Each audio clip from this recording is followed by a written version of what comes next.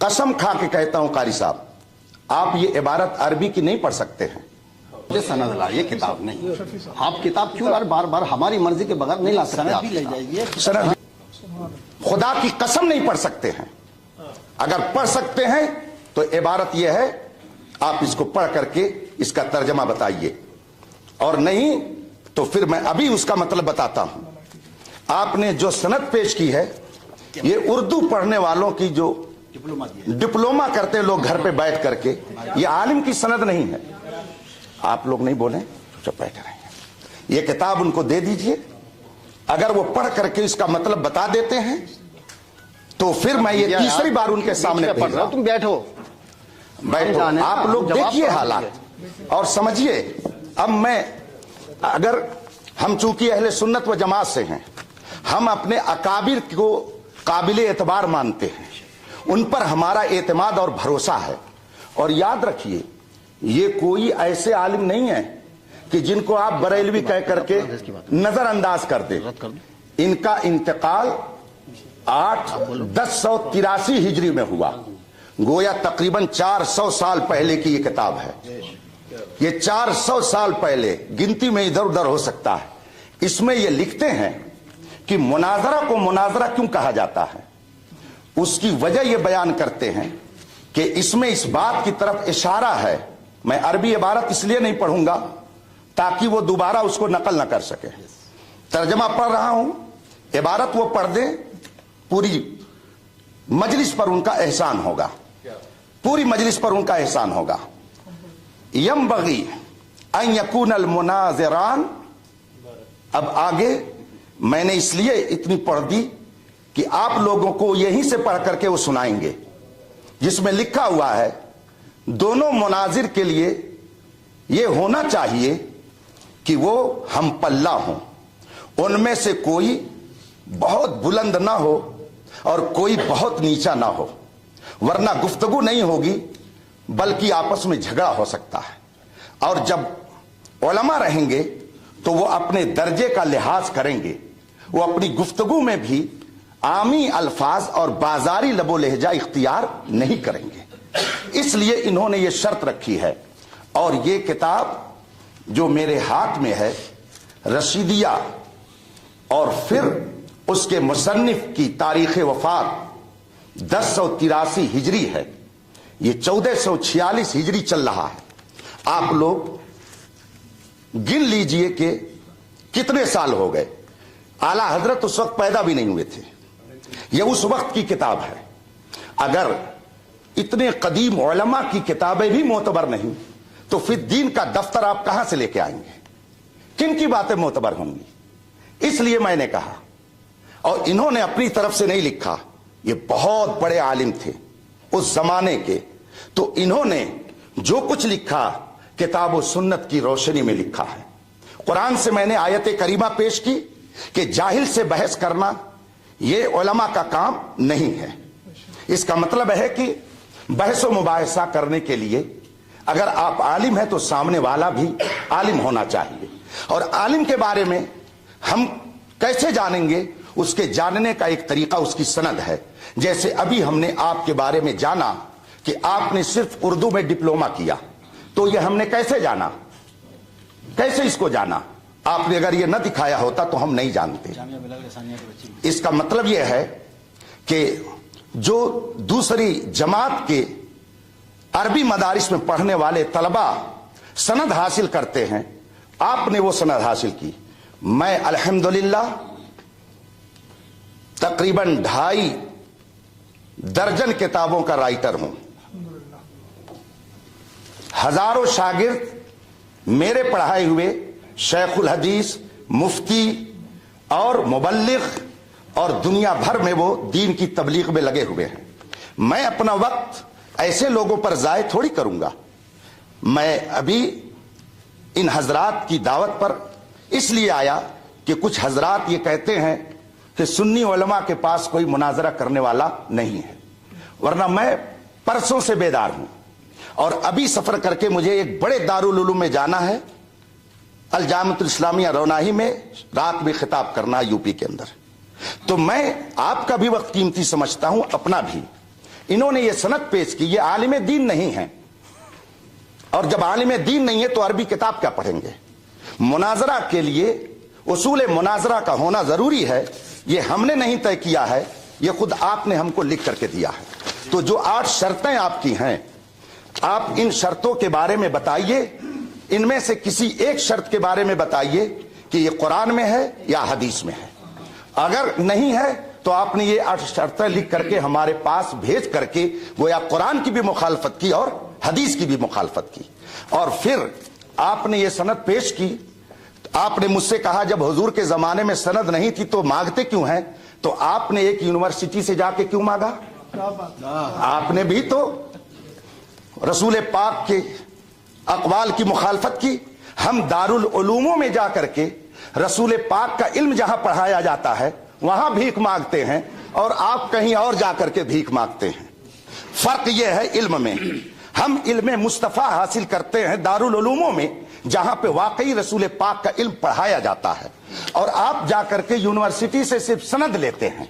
इसका मतलब है कि आप अभी फन मुनाजरा के उसूल से आगाह नहीं हैं।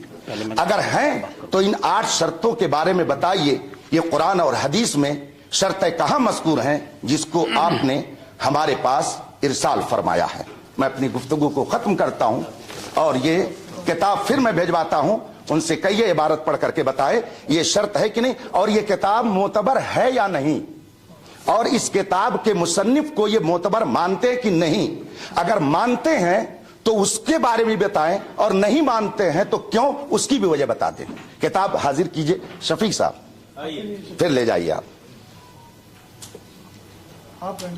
मुझे सनद लाइए, किताब नहीं। आप किताब क्यों बार बार हमारी मर्जी के बगैर नहीं ला सकते? सनद भी ले जाइए, सनद भी ले जाइए। हाँ, किताब को वह रखिए, हम कुरान और हदीस को मानते हैं, किताब बात की बात है। लाइए सनद लाइए, कहाँ शुरू करें भैया आप लोग? हाँ, गुफ्तगू भैया, शोरगुल नहीं, जरा जल्दी काम खत्म। आप भी बैठे भैया।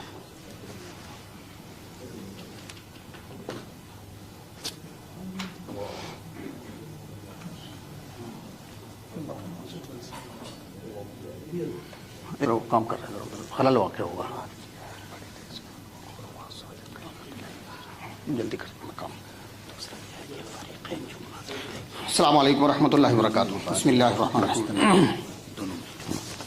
हज़रात, अभी आपने हमारे फ़रीक़ मुखालिफ को सुना तो कुछ उसमें खिलाफ अदब बातें मुझे तो लगी, पता नहीं आपको लगी कि नहीं लगी। जैसे कि बार बार लफ्ज़ जाहिल का इस्तेमाल करना आपके लिए, और भीख मांगना, तो ये अखलाक से गिरी हुई बातें हैं। भीख मांगना, जाहिल कहना। अगर नाउज़ बिल्लाहि मिन ज़ालिक हम अगर जाहिल होते तो मुनाजरा नहीं करते। हमने आपसे एक ही सवाल किया था, वो कर्ज आपके ऊपर बाकी है, आपने जवाब नहीं दिया। और रही बात इसकी मुनाजरे की किताब की, तो ये एक आलिम की लिखी हुई किताब है, ये मखलूत भी है, मशकूक भी है। इसका लिखने वाला आलिम मासूम नहीं है, या इस पर ईमान लाना ज़रूरी नहीं है। हमारा असल जो है वो है कुरान और हदीस। अगर आप कुरान और हदीस के मुताबिक नहीं चल सकते तो मना कर दीजिए, फिर इस किताब पर बात होगी। और अगर कुरान और हदीस पर चलते हैं तो इस किताब को एक तरफ रख दीजिएगा। क्लियर बात है। कुरान और हदीस, कुरान अल्लाह की किताब है और हदीस रसूलुल्लाह की किताब है। हम ऐसी किताबों को इनके बाद मानते हैं। अगर कुरान करीम में लफ्ज़ मुनाजरा कहीं है तो आप दिखाएं, हदीस में है तो कहीं दिखाएं। जब कुरान में नहीं, हदीस में, तो इसमें कहाँ से आ गया?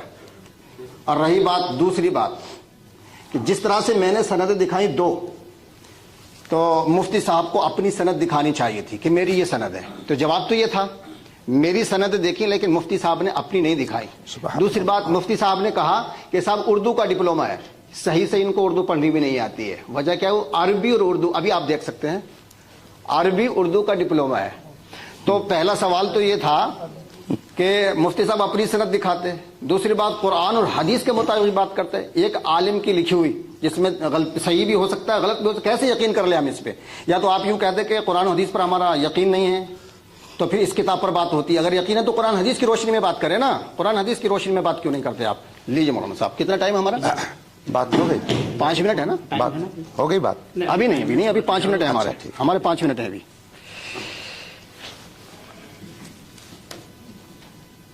جی السلام علیکم ورحمۃ اللہ وبرکاتہ۔ جی قبلہ مفتی صاحب سے میں یہ گزارش کروں گا، عرض کروں گا کہ یہ بھی آپ نے مناظرہ رشیدیہ کی وہ عبارت پیش کیا ہے، تو اس میں ینبغی بہتر ہے، مناسب ہے۔ ینبغی کا معنی قبلہ مفتی صاحب تائید کریں گے، وجوب نہیں ہے اس کا معنی کہ لازم ہے، ضروری ہے۔ اور سند جیسے ابھی قبلہ مفتی صاحب نے فرمایا کہ یہ کتاب 400 برس پرانی ہے۔ آپ کے جو مؤلف مصنف ہیں حضرت علامہ رشید احمد جونپوری رحمۃ اللہ علیہ، ان کا زمانہ جو ہے 400 برس پہلے کا ہے۔ اس سے پہلے تو کیا اہل سنت اس سے پہلے نہیں تھے؟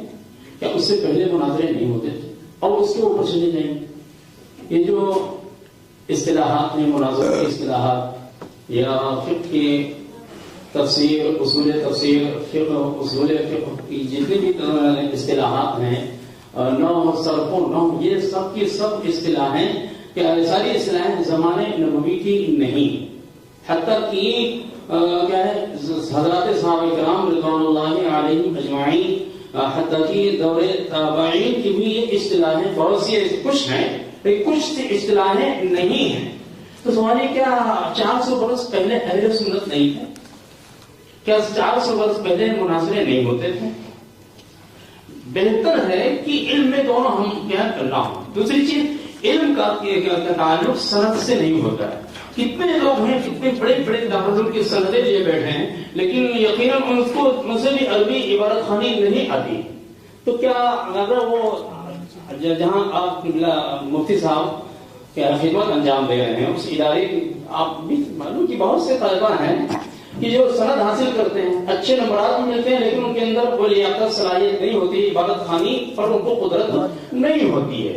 تو پتہ کیا ہے کہ صرف سند ہی یہ کیا ہے، جو آپ نے فرمایا علم میں برابر ہونا ضروری ہے، اس سے ہم بالکل اتفاق کرتے ہیں کہ ہاں علم میں برابر ہونا مناسب ہے، بہتر ہے، ضروری واجب نہیں ہے۔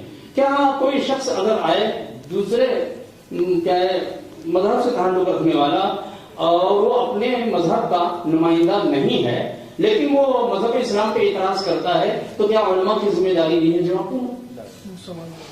جی یہ سوال جواب نہیں ہے، یہ مناظرہ جو ہے۔ تو ابھی میں نے مفتی صاحب سے عرض کیا تھا کہ جیسے کہ مباحلے کے تعلق سے فرمایا کہ وہاں مباحلے کا ذکر ہے، مباحلہ اور ہے، مناظرہ اور ہے۔ تو قرآن مجید میں کہیں پر مناظرے کا ذکر نہیں آ سکتا ہے، جہاں کہیں بھی حق و باطل کی مابین مارکہ آرائی ہوئی ہے، کہیں پر بھی قرآن مجید میں مناظرے کا ذکر نہیں۔ احتجاج کا ہے، حاج کا ہے۔ ٹائم ہو گیا، ٹائم ہو گیا، معذرت چاہتا ہوں۔ نہیں کوئی بات نہیں، کوئی بات نہیں، آپ میرے پاس آ جائیں۔ یہ آپ نے میرے پاس ان حضرات کے ذریعے پہنچایا، آپ نے ان کو دیا، مجھے دیا۔ اب تو یہ جو شرطیں آپ نے لکھی ہیں صوفی اسلامک بورڈ کی طرف سے، تو ماشاءاللہ ان کے ذریعے مجھے مل گئی۔ آپ میری تحریر کو یا میری دی ہوئی کتاب کو مت مانیں، لیکن جو آپ نے لکھ کے دیا ہے اسے تو مانیں گے۔ ان سے کہیے کہ ذرا یہ عبارت کیا ہے جو آپ نے لکھ کے بھیجی ہے، ذرا اس کو پڑھ کر کے سنا دیں اور اس کا مطلب بتا دیں۔ یہ نیچے والی عبارت میں اس پہ نشان لگا دے رہا ہوں۔ ٹھیک، چلیے یہ لیجئے، چلیے اس کو کہیے قاری صاحب پڑھ کر کے سنا دیں اور اس کا مطلب بتا دیں۔ یہ آپ ہی کی بھیجی ہوئی ہے، میری نہیں ہے۔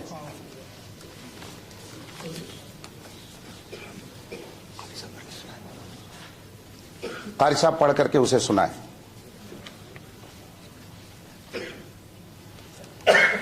اگر میں پڑھ کے سنا دوں اور اس کا ترجمہ کر دوں اچھا تو ہوگا، بات آگے بڑھے گی؟ بڑھے گی۔ ٹھیک ہے، آپ لوگ سن رہے ہیں؟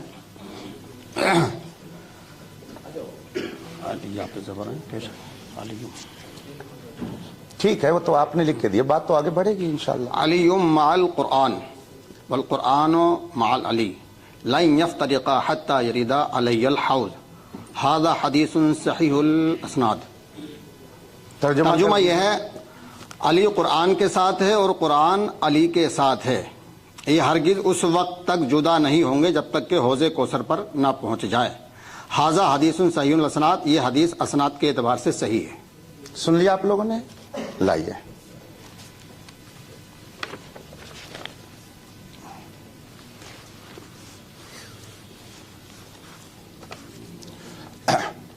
بسم اللہ الرحمن الرحیم۔ یہ تحریر خود انہوں نے بھیجی ہے اور انہوں نے بھی پڑھ کر کے سنائی ہے۔ اب چونکہ مجھے معلوم ہو گیا کہ قاری صاحب عالم نہیں ہیں، لیکن بغل میں بیٹھے ہوئے مصباحی صاحب ہیں تو وہ ضرور اس بات کو سمجھیں گے۔ کیا وہ اس بات کی تائید کریں گے کہ یہ صحیح الاسناد لفظ ہے یا صحیح الاسناد؟ اگر ہاں کہیں تو پھر میں گفتگو کروں، اور اگر نہ کہیں تو پھر میں آگے گفتگو کروں۔ جی قبلہ مفتی صاحب، وہ صحیح الاسناد لفظ ہے یا صحیح الاسناد؟ ایک منٹ، بات میری پوری ہو جانے دیجیے۔ ان کا وقت پورا صحیح اسناد پہ بات کر رہے ہیں۔ صحیح الاسناد باقاعدہ ریکارڈ ہے، اور اس کو آپ صحیح الاسناد پڑھیں یا صحیح الاسناد، دونوں صورتوں میں ہم یہ ثابت کرنا چاہتے ہیں کہ آپ نے خود ہمارے پاس لکھ کر کے بھیجا ہے کہ جو حدیث معتبر ہوگی وہ سند والی ہوگی، تو آپ نے خود ہی لکھ کر کے بھیجا ہے کہ سند ضروری ہے حدیث کو ماننے کے لیے۔ اگر حدیث کو ماننے کے لیے سند ضروری ہے تو کیا آپ کو ماننے کے لیے سند کی ضرورت نہیں ہے؟ آپ نے خود یہ لکھ کر کے بھیجا ہے اور اس میں لکھا ہوا، یہ میری تحریر نہیں ہے، تو آپ حدیث رسول کے لیے تو سند چاہیں اور ہم آپ سے گفتگو کرنے کے لیے سند کا مطالبہ نہ کریں۔ آپ خود لکھ رہے ہیں کہ ہم حضور کی حدیث وہی مانیں گے جس پہ سند ہوگی، تو الحمدللہ میں علم والا ہوں، میں بھی اسی سے مناظرہ کروں گا جس کے پاس سند ہوگی، اس لیے کہ اگر آپ کے نزدیک کوئی حدیث بغیر سند کے معتبر نہیں تو میرے نزدیک کوئی مناظر بغیر اپنی علمی لیاقت کو بتائے ہوئے معتبر نہیں ہو سکتا۔